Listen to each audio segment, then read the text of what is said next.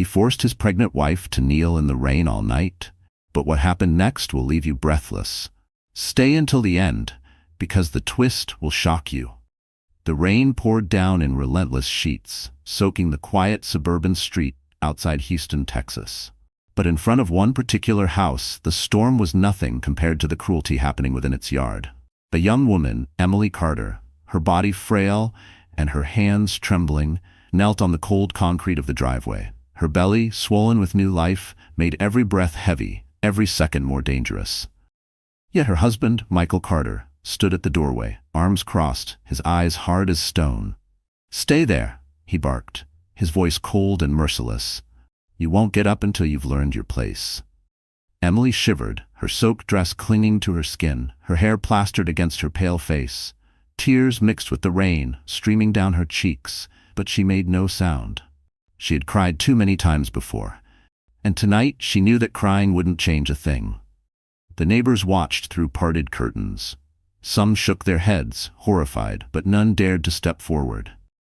They had seen Michael's temper before. They had heard his shouting late at night, the slamming of doors, the sound of breaking glass. And now they saw the ultimate cruelty, a pregnant wife punished like a child, humiliated in front of the entire neighborhood.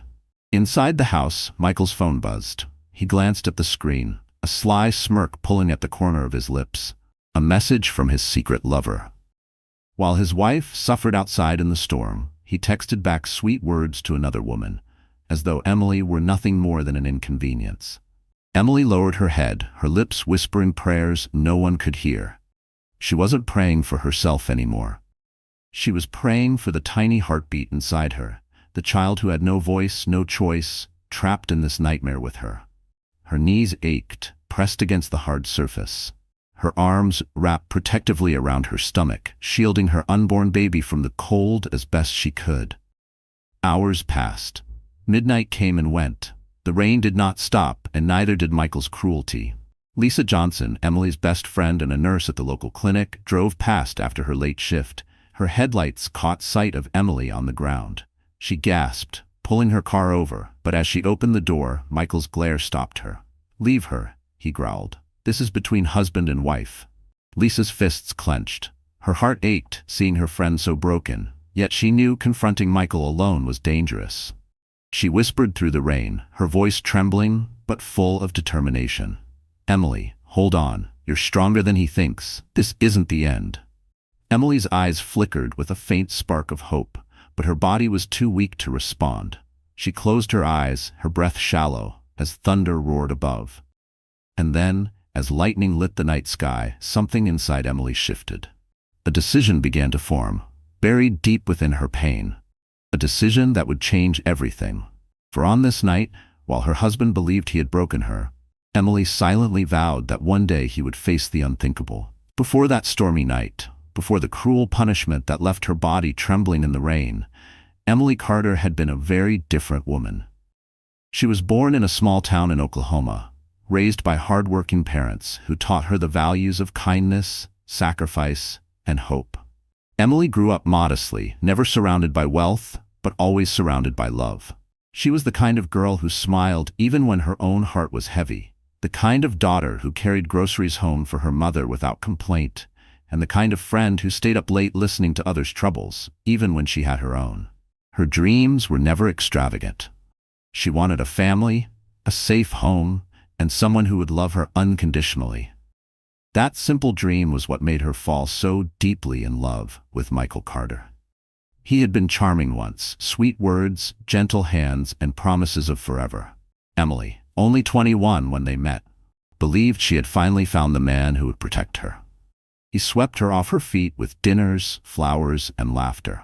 She saw in him the future she had always longed for, a husband who would build a life with her, a father who would cherish their children. When they moved to Houston after their marriage, Emily's world changed. She left behind her parents, her childhood friends, and the comfort of familiarity. Michael insisted on starting fresh, away from everyone she knew. At first, she thought it was romantic that he wanted them to build a life together in a new place. But over time, she began to realize the truth. The isolation wasn't love, it was control. Michael's words grew sharper, his patience shorter. He criticized the way she dressed, the way she cooked, even the way she spoke. Emily, eager to please, tried harder and harder, believing his anger was her fault. She thought if she just loved him more, if she just became the perfect wife, he would go back to being the man she had fallen for. Her job as a secretary in a small law firm gave her a brief escape, but Michael controlled even that. He demanded to know when she left work, who she spoke with, and why she sometimes smiled when she got home. Jealousy consumed him, and Emily, gentle as she was, never fought back. She lowered her head, endured the shouting, and prayed that things would change once their baby was born. But deep inside, cracks began to form. Emily was not weak, even if the world saw her that way. She carried strength from her upbringing, strength she didn't even know she still possessed. It was buried under layers of fear and silence, but it was there, waiting. The night in the rain was not the first time Michael had broken her spirit, but it was the moment she realized something had to change. As her body shivered beneath the storm, Emily's mind went back to her parents' words. "You deserve respect, Emily. Never forget your worth." Those words echoed louder than Michael's insults. For the first time in years, she began to wonder if survival meant more than just enduring. Perhaps survival meant escape. And as her unborn child grew inside her, Emily knew she wasn't just fighting for herself anymore. She was fighting for two lives. If Emily Carter was the symbol of quiet endurance, then Michael Carter was the embodiment of charm turned poison. To the outside world, Michael seemed like the kind of man many women dreamed of marrying. Tall, confident, with neatly combed dark hair and a sharp suit from his corporate management job, he projected the image of success. Colleagues admired his ambition. Neighbors thought he was respectable.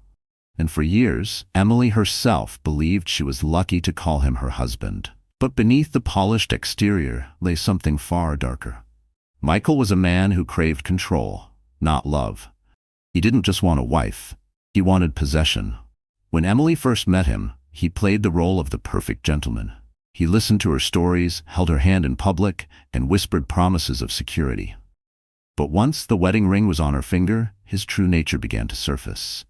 The controlling habits started small. He told her which clothes looked appropriate, insisting he only wanted her to look her best. He corrected the way she spoke, claiming he was helping her sound smarter. At first, Emily mistook it for care, but soon the corrections became criticisms and the suggestions became demands. Michael thrived on appearances. To his coworkers, he was a dedicated husband, often bringing Emily to office parties with a protective arm around her waist. To neighbors, he spoke proudly of his wife's cooking, as though she were the perfect homemaker. But behind closed doors, his pride turned into disdain. A burned dinner, a misplaced document, even a slight hesitation in answering his questions could spark his temper. His anger was not always loud. Sometimes it was a chilling silence, a stare that pierced Emily's spirit. Other times it erupted into shouting that shook the walls. He rarely raised his hand, but the weight of his words was enough to leave wounds no one could see. When Emily became pregnant, Michael's attitude grew colder. He did not celebrate the news. Instead, he treated the baby as an inconvenience, something that would distract Emily from her duties as his wife. He began coming home later, reeking of perfume that wasn't hers, making excuses about work meetings and late deadlines.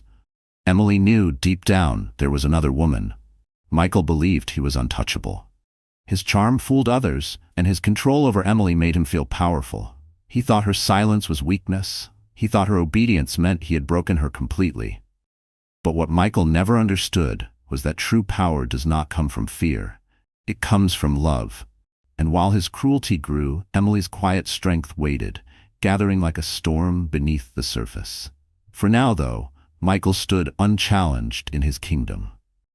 He walked through life with arrogance, dismissing his wife's tears as exaggeration, treating her sacrifices as meaningless. To him, Emily was not a partner.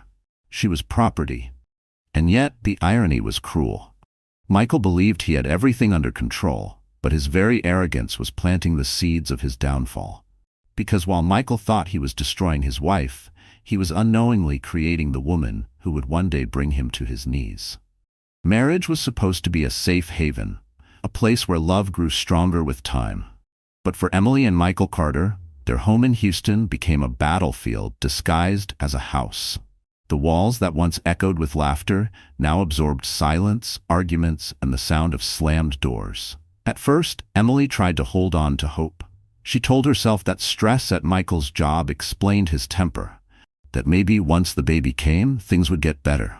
She cooked his favorite meals, kept the house spotless, and forced smiles whenever he looked at her. But nothing was enough. The more she gave, the more he demanded, and the more he demanded, the more he despised her for not meeting impossible standards. Michael's cruelty didn't always come in shouts.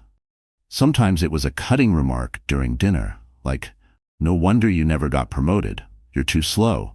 Other times it was a dismissive wave of his hand when she tried to share her feelings. He treated her pregnancy as if it were an inconvenience, joking to his friends that she was getting too big to be attractive. Emily would sit in the bedroom afterward, one hand on her belly, whispering apologies to the child inside her, as though she had failed even before becoming a mother. The nights grew colder. Michael started staying out late, his excuses piling up like lies no longer hidden. Emily smelled perfume on his clothes, noticed lipstick stains on his collar, and felt her stomach twist in knots. She wanted to confront him, to demand the truth, but fear always stopped her. Fear of his rage, fear of what he might do if she dared to speak. Neighbors began to notice. They saw Emily walking slower, carrying groceries alone, while Michael laughed with someone else on the phone. They heard muffled arguments through the thin walls and whispered among themselves. But no one stepped forward. People feared getting involved. In their eyes, Emily was just another wife trapped in a troubled marriage. One night, the mask slipped completely. Michael, half drunk from an evening out, stormed into the house. He accused Emily of embarrassing him at a work function earlier, even though she hadn't attended. His words were sharp, cruel, and irrational. Emily stood silently, holding her stomach, her lips trembling. Finally, she whispered, "Michael, please, I'm carrying your child." His response was chilling. "That baby doesn't matter to me. You don't matter to me. The only thing that matters is that you do what I say." In that moment, Emily felt something inside her break. Not her love, because love had already withered, but the illusion she had clung to for so long, the illusion that this marriage could still be saved. Still, she stayed. Not because she loved him anymore, but because fear held her hostage, and because she didn't yet see a way out. Every day became survival. Every night became a prayer that tomorrow might be different, but tomorrow never changed. Tomorrow only brought more cruelty, more humiliation, more silence. And as the marriage rotted from within, Emily began to realize that the man she had once trusted with her heart was not just unkind. He was dangerous. The night that changed everything began with a storm rolling across Houston. Dark clouds swallowed the sky, lightning split the heavens, and thunder shook the earth. For most families, it was a night to gather indoors, to share warmth while the rain battered against the windows. But for Emily Carter, it became the cruelest night of her life. Michael came home later than usual, the smell of alcohol thick on his breath. His shirt was untucked, and Emily noticed a faint trace of perfume that wasn't hers. She stood at the kitchen counter, preparing tea, her hands trembling. She had hoped tonight would be calm. She was tired, her body heavy with pregnancy, and her spirit drained from weeks of tension.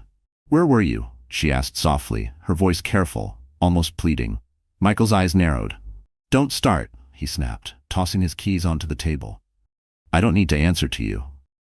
Emily swallowed hard, her heart pounding. She wanted to stay silent, to avoid the storm she saw brewing in his eyes, but something inside her cracked. For the first time in months, she dared to ask the question that haunted her. "Is there someone else?" The room went still. Michael's face twisted into fury, his jaw tightening as his fists clenched. "How dare you?" he roared, slamming his hand against the counter. "You think you can accuse me? You think you have the right?" Emily flinched, her hands instinctively moving to protect her stomach. "Michael, please, I just need the truth." "The truth?" His laughter was sharp, cruel. "The truth is you're ungrateful. I give you everything, and this is how you repay me? Fine. If you want to question me, then you'll learn what happens when you forget your place." Before she could react, Michael dragged her to the front door, ignoring her pleas. The storm raged outside, rain slashing sideways in the wind. He shoved her onto the cold concrete of the driveway. "Kneel," he commanded. "Michael, please, I'm pregnant," she begged, her voice breaking. "Kneel," he shouted again, his face twisted with rage. Her knees hit the ground, sharp pain shooting through her body. The rain drenched her instantly, her dress clinging to her skin. The wind howled, lightning illuminated her pale face, and thunder echoed like a cruel drumbeat. Inside, neighbors peered through blinds, their whispers mixing with the storm. Lisa Johnson, driving home late from work, slowed her car when she saw Emily kneeling in the downpour. Her heart clenched, but Michael's glare from the doorway froze her in place. "Leave her," he snarled when Lisa cracked her window. "This is between us." Tears blurred Emily's vision, but she did not move. She hugged her stomach, whispering to her unborn child, promising protection even as her own strength faded. Hours passed. Midnight came. Michael never called her inside.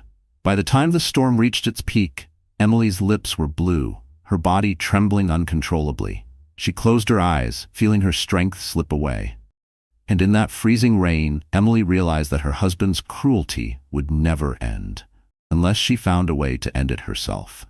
The morning after the storm, the neighborhood looked washed clean. Trees dripped with leftover rain, the streets glistened in the sunlight, and birds cautiously returned to the sky. But inside the Carter house, nothing was clean. Nothing was healed. Emily lay curled on the edge of the bed, her clothes damp, her body trembling from fever. Her hair stuck to her forehead, and her lips were pale. Every breath was shallow, every movement heavy. Michael, as if nothing had happened, whistled in the kitchen while making coffee. He glanced at her briefly before muttering, "You brought this on yourself. Maybe now you'll learn." His words cut deeper than the rain ever could. Emily didn't answer. Her voice had been stolen by exhaustion, by fear, by the weight of humiliation that pressed on her chest like a stone. She touched her stomach gently, relief flooding her when she felt the faint kick of life within. Her baby was still holding on. That thought was the only thing that kept her from breaking completely. The silence in the house was suffocating. Michael scrolled through his phone, smiling faintly at texts Emily knew weren't from work. He left for the day without a word, leaving Emily alone with her fragile body and her endless thoughts.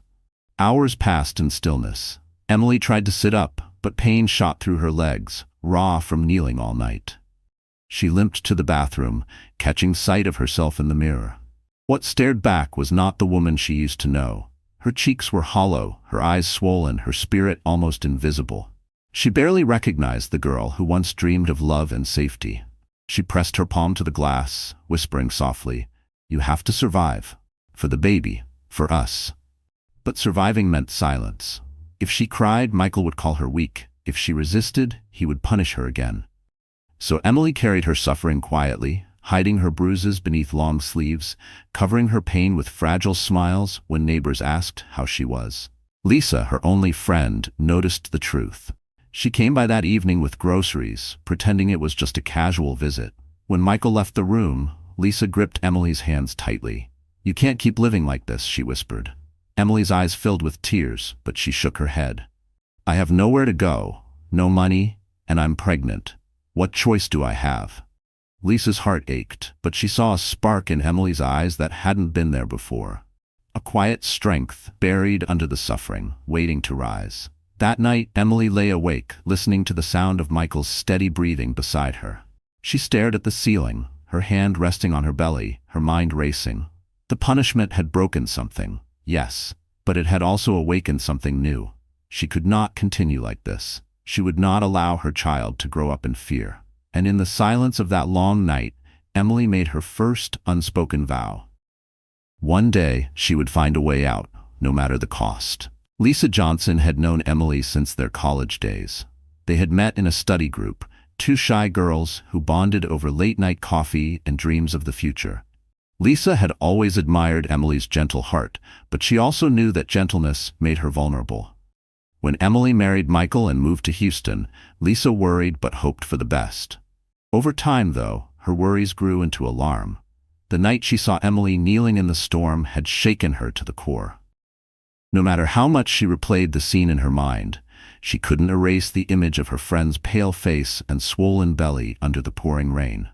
Lisa had barely slept since then. Something had to be done. The following weekend, she stopped by the Carter house again. Emily opened the door slowly, her smile weak, her body leaning on the frame for support. Lisa carried a basket of fruit and soup she had made, pretending it was just a friendly visit.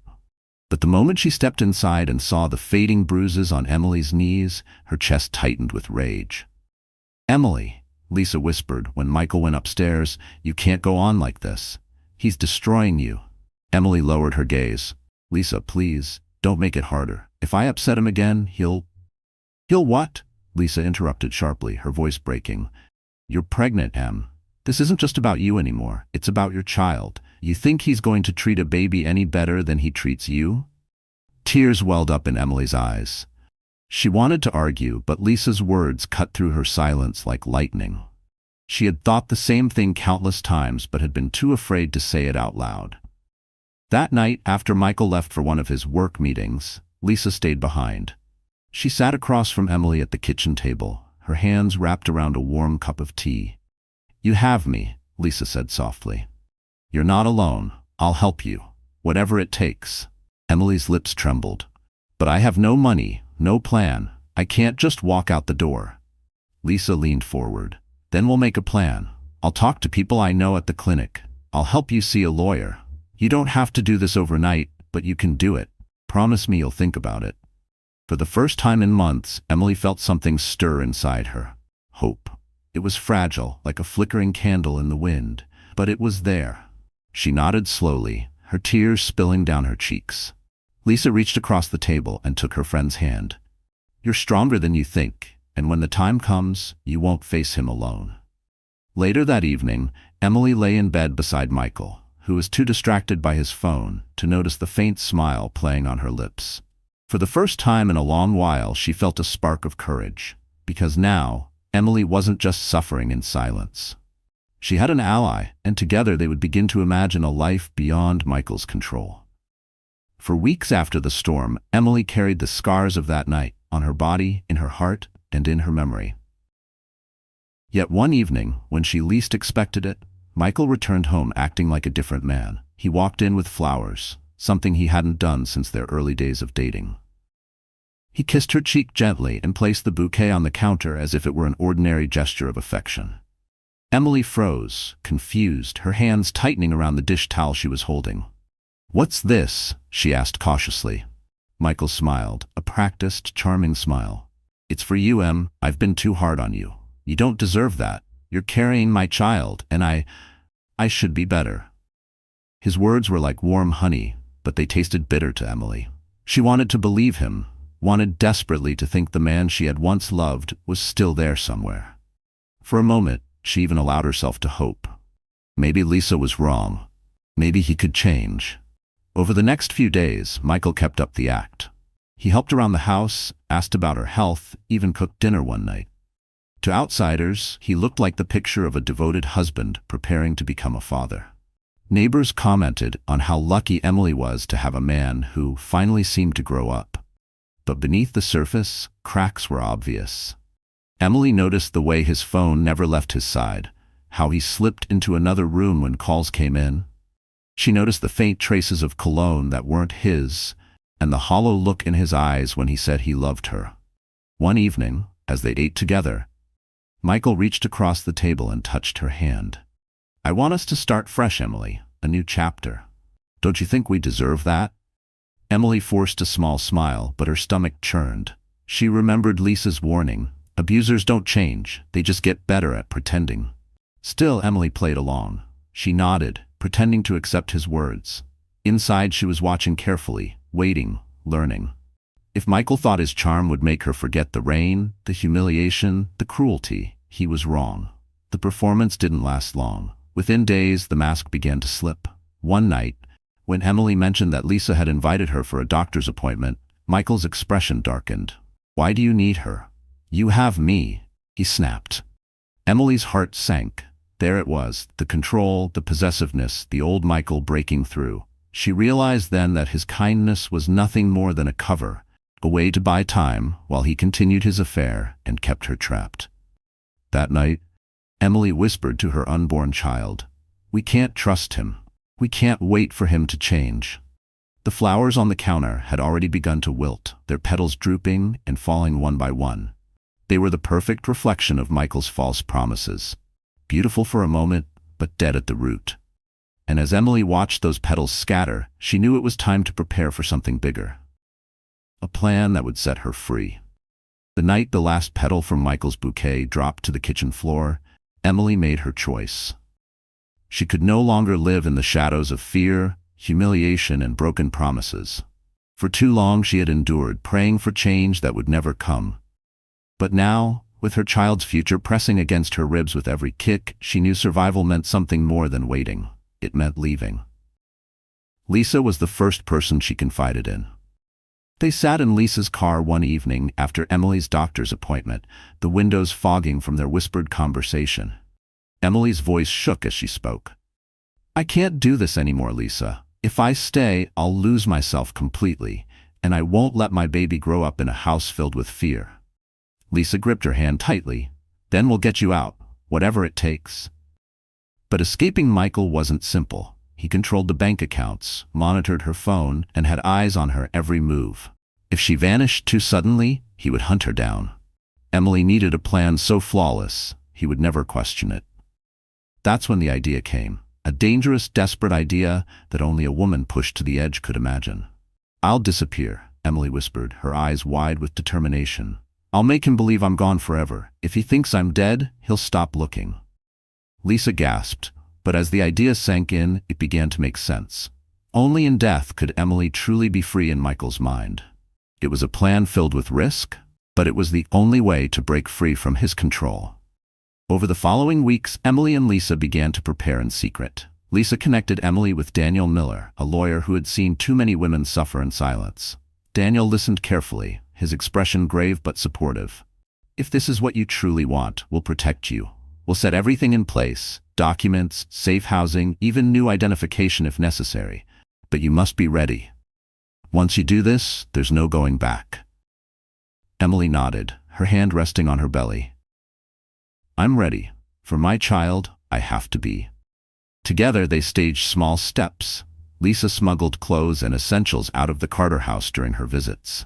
Daniel began drafting legal strategies in case Michael tried to seize control of Emily's assets. Emily herself wrote letters, farewells to her child, to Lisa, even to her parents back home, careful to hide them where Michael might one day find them. Each night, as Michael slept beside her, Emily lay awake rehearsing her escape in her mind. Her heart raced with fear but also with a strange, newfound strength. For the first time in years, she was no longer only reacting to Michael's cruelty. She was planning something of her own. And when the day finally came, she would vanish like a ghost in the storm, leaving Michael to believe he had destroyed her, when in truth, she had outwitted him. Because Emily wasn't planning to be his victim anymore. She was planning to become his greatest regret. The night Emily chose to vanish looked eerily similar to the one when Michael had forced her to kneel in the storm.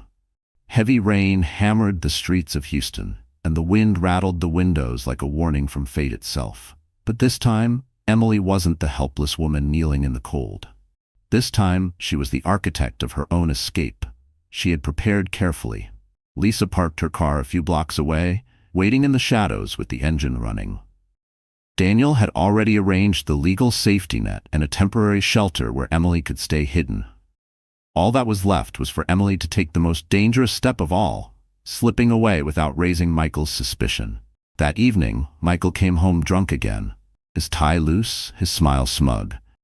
He barely noticed Emily, who sat quietly at the table. To him, she was just a shadow now, someone too beaten down to matter. And that arrogance was exactly what Emily was counting on. When he staggered upstairs to shower, Emily moved quickly. She placed a small note on the counter, its words carefully chosen to sound like despair, not escape. "I can't do this anymore.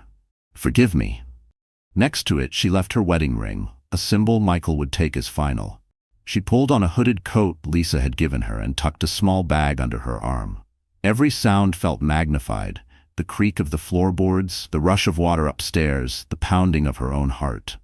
For a moment she froze at the front door, paralyzed by fear. What if he caught her? What if this failed? But then she placed her hand on her belly, feeling a faint kick, a reminder of why she had to do this. Her child deserved more than fear. With a deep breath, Emily opened the door and stepped into the rain. The storm swallowed her instantly, drenching her clothes, masking her movements. She hurried down the street, her eyes fixed on Lisa's waiting headlights. Behind her, the house loomed dark and oppressive, a prison she was leaving for the last time. Lisa flung the car door open, tears already streaming down her face. "You did it," she whispered as Emily slid into the seat. Emily didn't answer. She couldn't. The weight of the moment pressed on her chest, but beneath it was relief. Sweet, fragile relief. Back at the house, Michael finished his shower, humming to himself. He noticed the note and the ring lying on the counter. At first, he scoffed. "Pathetic," he muttered, assuming Emily had gone to Lisa's for the night. But as the hours passed and she didn't return, irritation turned into suspicion, and suspicion into panic. He stormed through the house, shouting her name, but only silence answered. Rain battered against the windows, echoing the emptiness around him. By dawn, when Emily still hadn't returned, Michael's hands shook as he clutched the note again. The words blurred, but the message was clear. His wife was gone. And for the first time in years, Michael Carter felt something he had never expected. Fear. At first, Michael dismissed the note as a tantrum. He told himself Emily was being dramatic, that she had probably gone to Lisa's house to cool off. He poured himself a drink, confident she'd crawl back the next morning with apologies. But when dawn came and Emily's side of the bed was still cold, something inside him shifted. Michael stalked through the house, muttering curses under his breath. "Where the hell are you, Emily?" His voice echoed in the empty rooms, bouncing off walls that suddenly felt too silent. He checked the garage. Her old car was still there. Checked her closet. Most of her clothes were gone. A cold shiver ran down his spine. By mid-morning, irritation turned into panic. He called her phone again and again, but it went straight to voicemail. He drove by Lisa's apartment, pounding on the door, but Lisa didn't answer. Neighbors peered out their windows as Michael shouted in the hallway, his composure slipping. The fear of losing control gnawed at him. For years, Emily had been predictable. She obeyed, she submitted, she stayed quiet. She was his possession. But now, she had slipped through his fingers like sand, leaving only a ring and a note that read like a final goodbye. That evening, Michael went to the police. He didn't admit the truth, of course. He told them his pregnant wife was missing, that he feared something terrible had happened to her. His voice shook with rehearsed sorrow, his eyes glassy with fake tears. The officers nodded politely, filing the report, unaware of the cruelty that had driven Emily away. As days passed with no sign of Emily, Michael's mask began to crack. He didn't sleep, pacing the house at night like a caged animal. He snapped at coworkers, his charm replaced with agitation. His mistress grew impatient with his distracted state, finally snapping at him. "If you miss her that much, why don't you just go find her?" The words stung deeper than she intended. Michael didn't miss Emily out of love. He missed the control, the power, the certainty. Without her, he felt naked, exposed, weak. Then came the moment that tipped his panic into despair. A search team discovered Emily's coat near a swollen riverbank outside the city. Torn, muddy, and waterlogged, it looked as though it had been there for days. The police delivered the news to Michael with solemn faces. "We can't confirm anything yet," one officer said carefully, "but it's possible your wife may have drowned during the storm." Michael's heart plummeted. For a long moment, he couldn't breathe.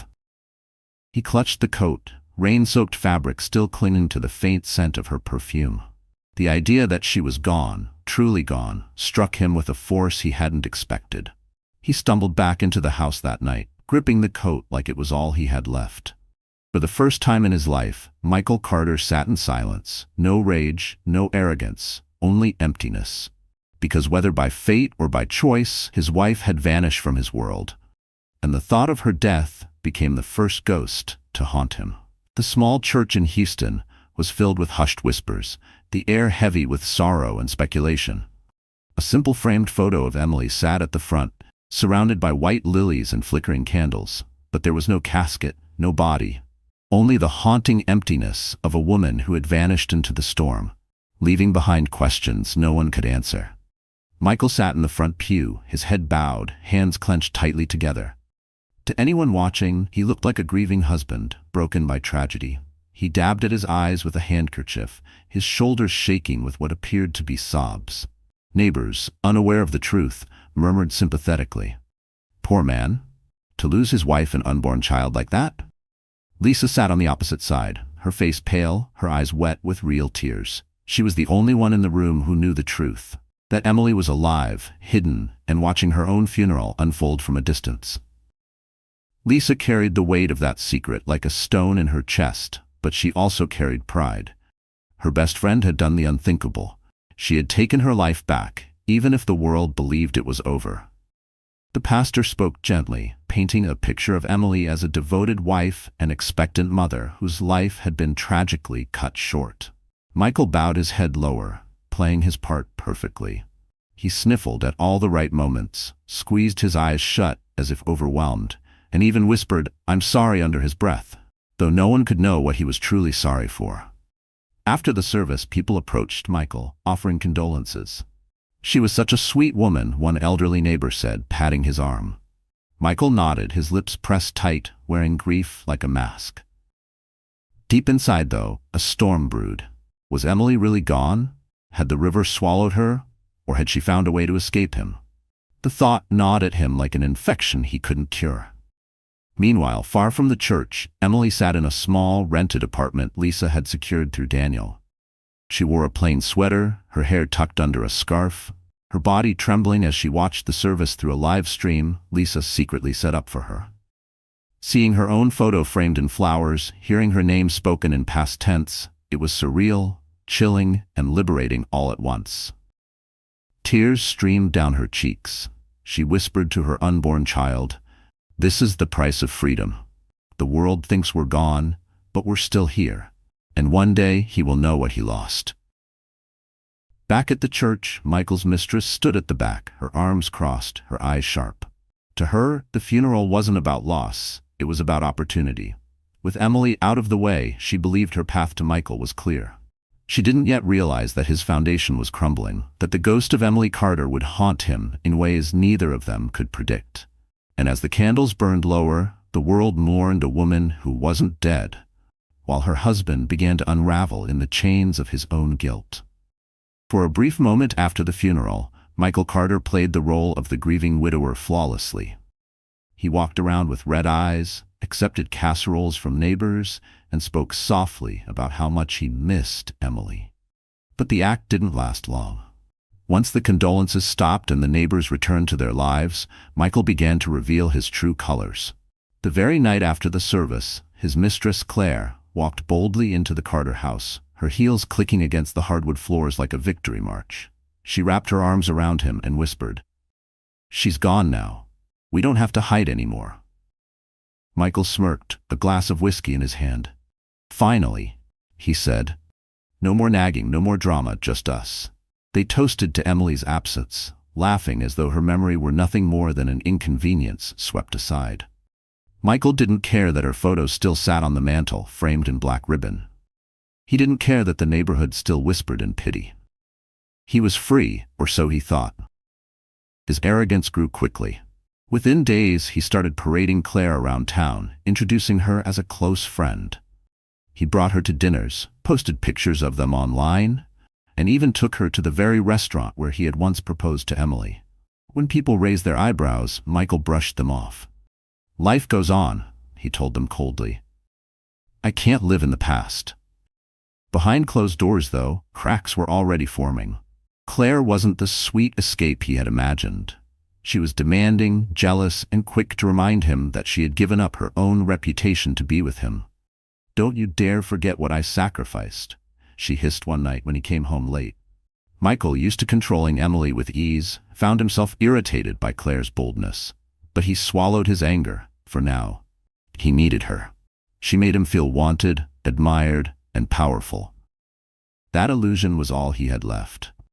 Meanwhile, the guilt he tried to bury began to surface in unexpected ways. He found himself staring at Emily's coat, still tucked away in a drawer. Some nights he swore he could hear her voice in the empty house, whispering his name in the dark. Once, while shaving, he caught a glimpse of her reflection in the mirror behind him, only to spin around and find nothing there.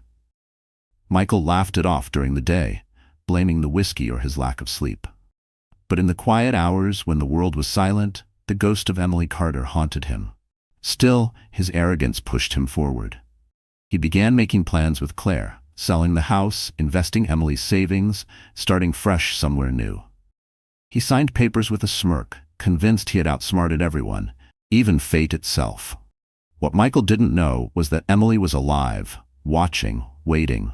Every arrogant move he made, every selfish laugh he shared with Claire, was another nail in the coffin of his own downfall. Because while Michael celebrated his freedom, he had no idea that the woman he thought was buried by the storm would one day return, not as his wife, but as his reckoning. While Michael strutted around town with Claire on his arm, Emily Carter was learning how to breathe again. Hidden away in a small apartment Daniel had secured under a different name, she lived in shadows, but for the first time in years, she felt safe. The apartment was modest, 2 rooms, a creaky bed, a second-hand couch, but to Emily it was a palace of freedom. She could close the door without fear of it slamming back in her face. She could walk across the floor without the weight of footsteps following her. And most importantly, she could place a hand on her belly and whisper promises to her unborn child without anyone mocking her for it. Lisa visited often, bringing groceries and prenatal vitamins. She'd arrive with bags of fresh fruit and warm soup, fussing over Emily like a protective sister. "You need strength," Lisa insisted, setting the food on the counter. "Not just for you, but for the baby." Emily would smile faintly, her eyes often filling with tears. "I don't know what I'd do without you." Lisa squeezed her hand. "You'll never have to find out." At night, when the world outside was quiet, Emily wrote in a small journal Daniel had given her. She wrote letters to her unborn child, letters filled with dreams of playgrounds, bedtime stories, and a life free from fear. She wrote confessions of the pain she had endured, not to dwell on it, but to release it. The journal became her therapy, her proof that she still existed, still had a voice. Daniel checked in weekly, updating her on Michael's behavior. "He's reckless," Daniel reported one afternoon, adjusting his glasses as he flipped through papers. "Spending money like water, showing off with his mistress. But don't worry, we're building a case. Every move he makes now is another weapon for us later." Emily listened, her heart swelling with a mix of relief and bitterness. She wanted justice, yes, but more than that, she wanted peace. Still, Daniel's reassurance gave her confidence. For the first time, she wasn't just running, she was preparing. Yet hiding wasn't easy. Every time she stepped outside, Emily wore a scarf and oversized sunglasses, terrified of being recognized. She avoided crowded places, spoke little to strangers, and lived with the constant ache of separation. Watching her own funeral online had been surreal, but living as though she were already dead was even harder. One evening, Lisa found her sitting by the window, staring out at the rain. "Do you ever regret it?" Lisa asked gently. Emily shook her head slowly. "No, I regret waiting so long. I regret letting him break me piece by piece. But leaving, faking my death, it's the only way I could save us." She placed her hand over her stomach, her voice steady. "And when this baby is born, I'll finally give them the life they deserve." Lisa's eyes shone with pride. "Then we'll be ready, Em. When the time comes, we'll show the world who you really are." And in that tiny apartment, Emily realized she was no longer just hiding. She was gathering strength for the day she would rise again. Emily had grown used to Daniel's weekly visits, the quiet conversations that gave her strength, and the careful updates about Michael's behavior. Most of the time, his reports only confirmed what she already suspected. Michael was reckless, arrogant, and unfaithful. But one afternoon, Daniel arrived with papers that made Emily's blood run cold. He laid a folder on the kitchen table, his voice low and serious. "Emily, there's something you need to see." Her hands trembled as she opened the file. Bank statements, signatures, legal documents. At first, she didn't understand what she was looking at. Then the truth slammed into her like a tidal wave. Michael had been preparing to strip her of everything. Her savings, her name, even her child. Daniel explained, his voice steady but filled with anger. "These aren't just financial records. He filed documents to claim sole control of your assets, and there's worse. He started proceedings to question the paternity of your baby. If you were still with him, he would have tried to take the child from you the moment it was born." Emily's breath caught. "Take my baby?" she whispered, her voice breaking. Daniel nodded grimly. "Men like him don't stop at control. They destroy, and he was planning it long before you disappeared." Tears welled in Emily's eyes. She had endured the humiliation, the violence, the silence, but this betrayal pierced her deeper than any cruelty before. It wasn't enough for Michael to break her spirit. He wanted to erase her completely, to take the only pure thing she had left, her child. Lisa, who had come by to sit with her, slammed her fist against the table. "That monster. He doesn't deserve to breathe the same air as you. We can't just let him keep living like nothing happened." Emily's hands shook as she clutched her belly. The baby kicked softly, as if reminding her of the life she was fighting for. Her tears hardened into something else: resolve. "He thought I was weak. He thought he could control me forever. But he's wrong. I won't let him win. Not now. Not ever." From that moment, Emily's plan shifted. She wasn't just escaping anymore. She was gathering evidence, preparing for a day when she could confront him not as the broken wife he remembered, but as a woman who had risen stronger from the ashes. Daniel leaned forward. "If you want justice, Emily, we'll need to be patient. We'll need proof. He's arrogant, but he's clever. He thinks you're gone, which makes him careless. That's our advantage. Every lie, every signature, every betrayal, we'll turn them all against him." Emily wiped her tears, her eyes blazing with a determination she hadn't felt in years. "Then let's begin." That night, as rain tapped gently against the apartment window, Emily opened her journal again. But this time, she didn't write letters of sorrow. She wrote a declaration. "For my child, for myself, for every woman who's ever been silenced, I will rise." And as the ink dried, Emily knew the truth was no longer a burden, it was her weapon. The weeks that followed tested Emily in ways she had never imagined. The stress of hiding, the constant fear of being discovered, and the weight of carrying her child in solitude began to take a toll on her fragile body. Some mornings, she could barely get out of bed. Her legs still ached from the night Michael had forced her to kneel in the storm, and her energy drained faster than she could replenish it. Lisa often found her curled on the couch, pale and sweating, her arms wrapped protectively around her belly. "You need a hospital," Lisa pleaded one afternoon, kneeling beside her. Emily shook her head weakly. "No, if Michael gets even a hint that I'm alive, he'll find me. I can't risk it." Lisa's eyes filled with tears. "You can't fight this battle if you're not well, Em." Emily smiled faintly, her lips cracked but her spirit intact. "I don't need to be strong in body. I just need to be strong in will. For my baby. For justice." Daniel brought medicine and arranged for a discreet doctor to check on her in the apartment. The physician confirmed what Emily already knew. She was exhausted, dangerously so, but the baby was still healthy. That single reassurance fueled her determination. At night, Emily battled fevers and nightmares. In her dreams, Michael's voice thundered through the walls, accusing her, mocking her, reaching for the child inside her. She would jolt awake, gasping for air, only to find herself safe in the small apartment. She would place her hand on her stomach, whispering through trembling lips, "We're still here. We'll make it." Her journal became her anchor. She wrote every day, sometimes just a few words, sometimes entire pages. Words of pain, words of defiance, words that painted a future where her child would run free in a world untainted by fear. Lisa often read by her side, tears streaming as Emily's handwriting grew weaker but fiercer. "You're leaving a legacy," Lisa said once. "One day, your child will know you never gave up." Emily's health may have faltered, but her resolve sharpened like steel. She began collecting every scrap of information Daniel uncovered, studying it with intensity. Bank transfers, fake signatures, business lies. Each document was another brick in the case she was quietly building. She might not have had the strength to stand tall physically, but her mind and spirit were stronger than ever. One evening, after a particularly brutal fever broke, Emily sat up, her hair damp with sweat, her eyes burning with clarity. "He tried to destroy me," she whispered to Lisa and Daniel. "But he doesn't understand. Pain doesn't break me, it fuels me. The weaker my body feels, the stronger my soul grows. Lisa gripped her hand, overcome with emotion. Daniel nodded solemnly, seeing the fire return to Emily's eyes. And in that fragile body, frail yet unyielding, Emily carried a power Michael could never crush. The power of a woman who had already walked through hell and was preparing to return with flames in her hands. The fever had left Emily weaker than ever, but her mind was clearer than it had been in years.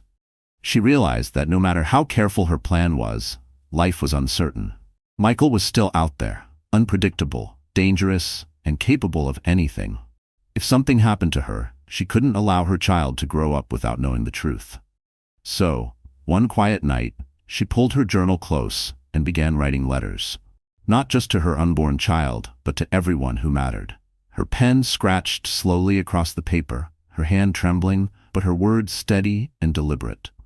To her baby she wrote, "You are the reason I fought, the reason I survived when I thought I couldn't. Even if I'm not there to hold you, know that my love will surround you for every day of your life. Never believe you are unwanted. You were the miracle that gave me courage." Tears blurred her vision, but she kept writing. To Lisa she wrote, "You were my sister in every way that mattered. You saw me when no one else did. If I don't make it, promise me you'll tell my child who I really was. Not just the broken woman Michael tried to create, but the fighter I became with your help." To Daniel, she wrote, "Thank you for giving me back my voice. You believed me when the world would have dismissed me. If justice comes, it will be because you stood beside me when I was too weak to stand alone."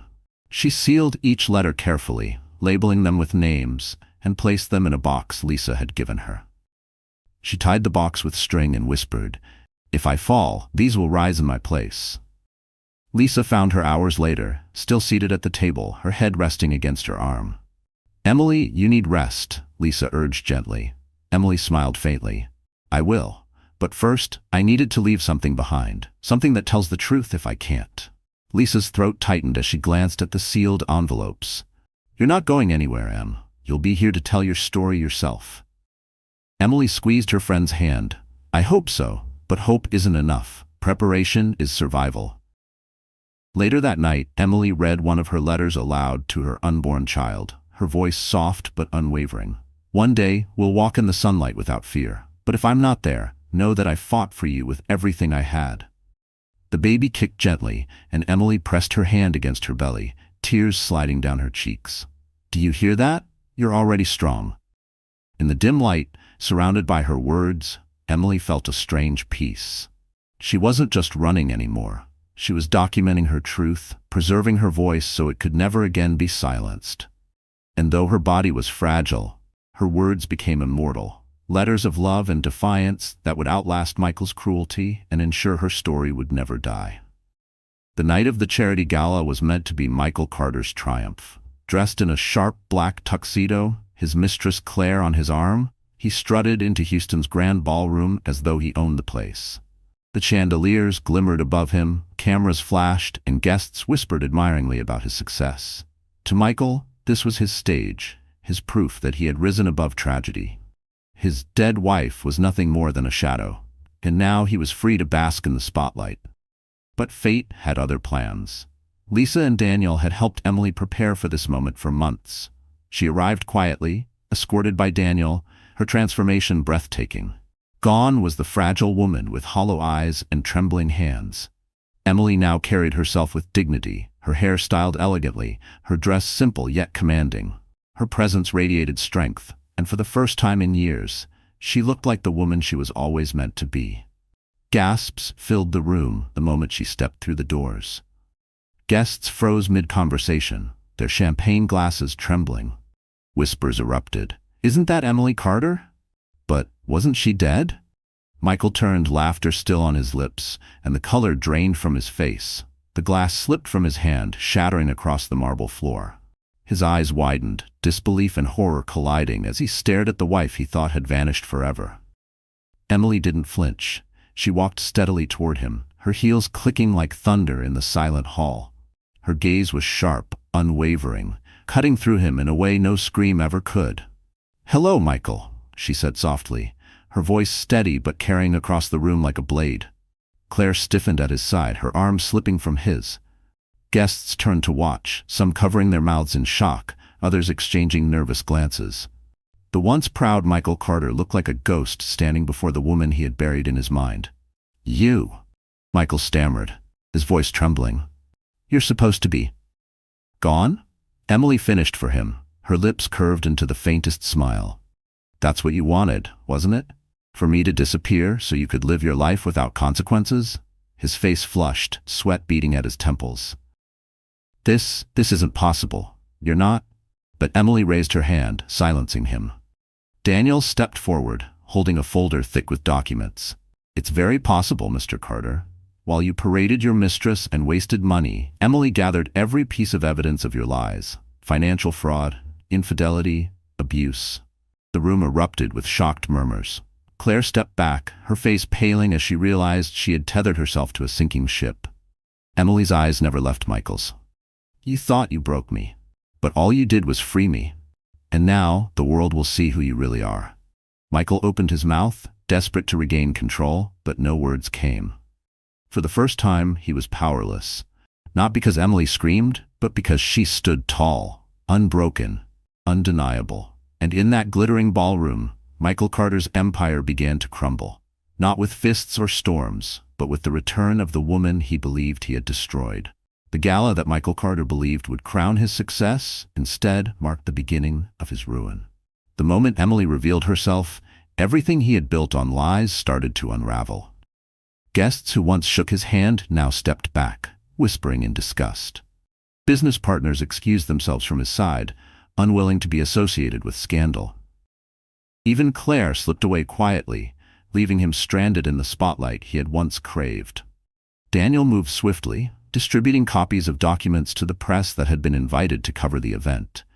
Bank fraud, embezzlement, secret accounts, all traced back to Michael.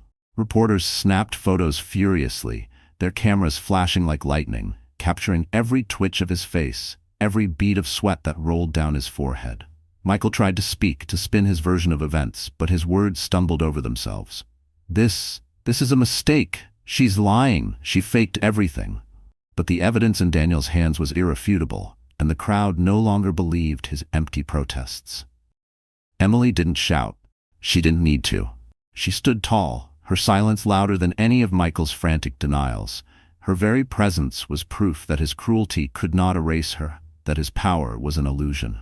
Within days, the fallout was devastating. The company he worked for suspended him pending investigation. His bank accounts were frozen. His so-called friends stopped answering his calls. And Claire, the mistress he thought would stay by his side, vanished without a trace, taking with her whatever scraps of money she could. The press devoured the story. Widow returns from the dead to expose husband. Headlines painted Michael as a monster who abused his wife, squandered money, and betrayed his community. Neighbors who once pitied him now spat his name in disgust. Michael retreated to his house, the same house where he had once lorded over Emily. Now it was silent, suffocating, filled only with the echoes of his past cruelty. At night, he wandered from room to room, clutching a bottle of whiskey, haunted by visions of Emily kneeling in the rain. He swore he could hear her voice in the wind, whispering the words he had once dismissed. "You don't matter to me." But the law didn't whisper, it roared. Authorities, armed with the evidence Daniel provided, arrived at his doorstep. The charges stacked against him were overwhelming: fraud, financial misconduct, and investigations into domestic abuse. Michael's arrogance finally shattered as he was led away in handcuffs, cameras flashing, neighbors watching. Through it all, Emily remained calm. She didn't celebrate loudly or gloat. She simply held Lisa's hand and placed the other gently on her belly, knowing her child would never grow up under Michael's shadow. Michael's name, once respected, became a curse. His career ended, his reputation destroyed, his wealth vanished. And when he sat alone in his prison cell, stripped of everything, the only thing left was regret. Because in trying to erase Emily, Michael had only managed to erase himself. And the ghost of the woman he thought he controlled would haunt him for the rest of his days. The storm had passed, both outside and within Emily Carter's life. Weeks after Michael's arrest, the weight that had pressed on her chest for years finally lifted. She no longer had to look over her shoulder, no longer had to silence her voice or hide her bruises. The cage was gone. For the first time in what felt like forever, she could simply breathe. Emily moved into a modest home arranged through Daniel's legal network. It wasn't grand or flashy, but it was hers. The walls didn't echo with shouting. The windows didn't hold the shadows of fear. They welcomed sunlight, and Emily found herself opening them wide every morning, letting in the fresh air of freedom. Lisa remained by her side through everything, helping with doctor's appointments and filling the house with laughter that had been absent for far too long. "You're glowing, Em?" Lisa teased one afternoon as she unpacked baby clothes.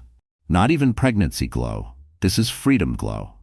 Emily laughed, a sound she had nearly forgotten how to make. "Maybe both," she admitted, her hand resting on her growing belly.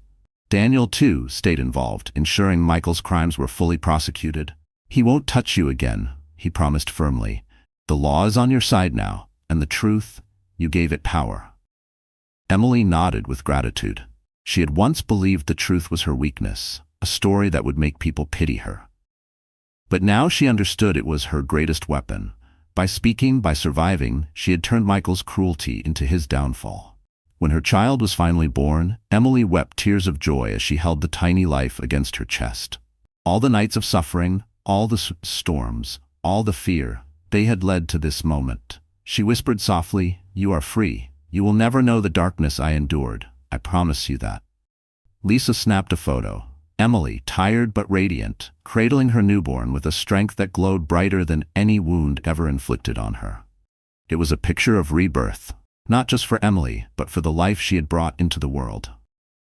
As months passed, Emily shared her story publicly. She spoke at women's shelters, told her truth in interviews, and encouraged others trapped in silence to find their voices.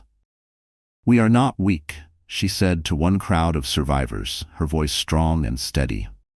"We are stronger than anyone who tries to break us. And when we rise not just for ourselves, but for every woman who has ever been silenced." Applause thundered, but Emily didn't seek glory. She sought healing, for herself, for her child, for others still fighting their storms. At night, when she rocked her baby to sleep, she often reflected on her journey. She didn't think of Michael with hate anymore. She thought of him with pity. He had lost everything because he never understood love, respect, or true strength. Emily had survived. She had transformed her pain into power, her silence into a voice, and her scars into a shield. Her message to the world was clear. Storms may break branches, but they also reveal the roots that cannot be destroyed. So that's how Emily's story comes to an end, my dear friends. You're still here, aren't you?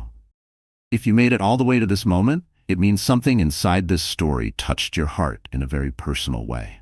And I want to take a moment to sit with you in that feeling. Emily's journey reminds us of something the Stoics taught long ago. We can't always control what others do to us, but we can choose how we respond. Marcus Aurelius once wrote, "You have power over your mind, not outside events. Realize this, and you will find strength." Emily was beaten down, humiliated, even erased in the eyes of the world, but her mind and spirit refused to break. That choice, to hold on to hope, to rise again, became her freedom. And isn't that something we can all carry into our own lives? Maybe you're not facing the same storm as Emily, but perhaps you know what it feels like to be underestimated, silenced, or taken for granted. Her story whispers to us, you are stronger than the voices that try to define you. You are more than the pain you've endured. Seneca said, "Difficulties strengthen the mind as labor does the body." Emily turned her suffering into strength, her silence into a voice that inspired others. And if she could do that, so can you, in your own way. Whatever battle you're facing, remember, you are not alone, and your story can become a source of healing not just for you, but for others who need to hear it. If Emily's story moved you, let it be more than just a moment. Share it with someone who might need encouragement tonight. Tap the like button so more people can see it, and don't forget to subscribe, because here we tell stories that don't just entertain, but remind us what it means to endure, to rise, and to heal. So my friends, let's carry Emily's strength with us. The storm doesn't get the last word. You do.